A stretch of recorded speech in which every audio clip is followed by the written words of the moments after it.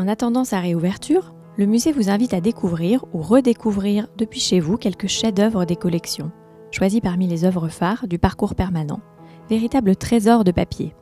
Ce mois-ci, pour ce second épisode des Merveilles du musée, nous nous intéressons à un précieux jeu de cartes héraldique.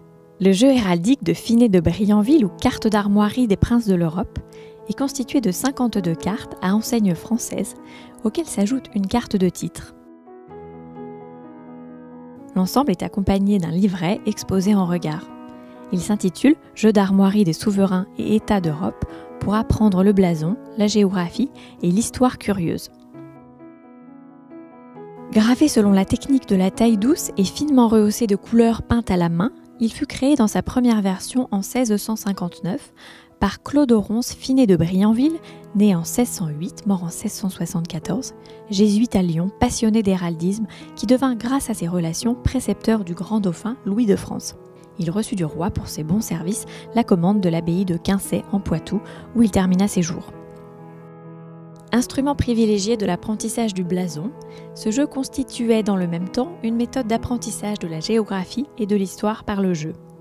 Il s'agissait en effet pour le joueur de répondre à des questions portant sur chaque carte, une mauvaise réponse entraînant une pénalité.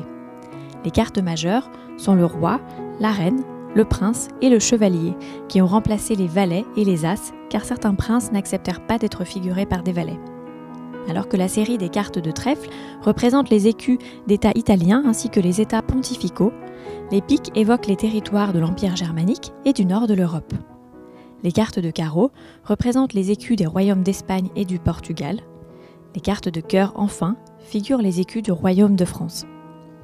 Ce jeu connut un vif succès, comme en témoignent les 12 rééditions dans des versions françaises ou étrangères.